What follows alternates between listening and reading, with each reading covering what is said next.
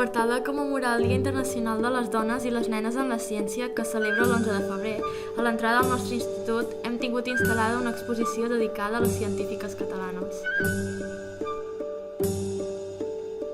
L'exposició vol retre un homenatge a les dones que, malgrat els impediments socials que es van trobar, es van dedicar a fer ciència. A la segona meitat del segle XIX, les dones que volgueren participar a la vida acadèmica sota qualsevol pretext hagueren de superar nombrosos obstacles. El primer de tots fou l'accés a l'educació secundària.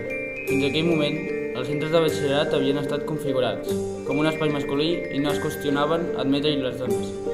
Encara així, a poc les adolescents de classe mitjana i alta anaren matriculant-se.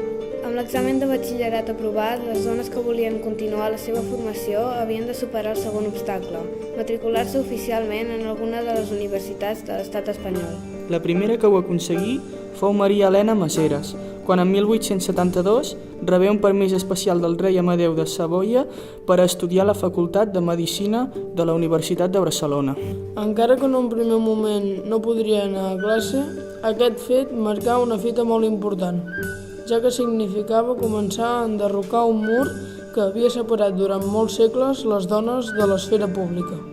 Més endavant, i per iniciativa d'un dels seus professors, l'any 1875 Maria Elena fou admesa oficialment dins d'una classe universitària, on ocupava un seient especial al costat del seu professor.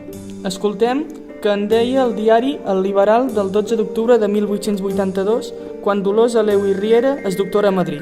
Ha recibido la investidura de doctor en la Facultad de Medicina de Madrid, la señorita doña Dolores Aleu y Riera. Felicitamos por adelantado a los enfermos que fíen la curación de sus dolencias al nuevo doctor con faldas.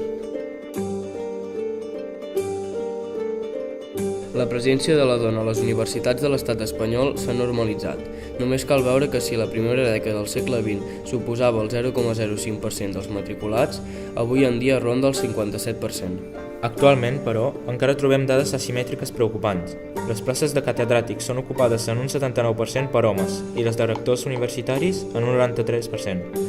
Només tenim 3 rectores en les universitats públiques de l'estat espanyol.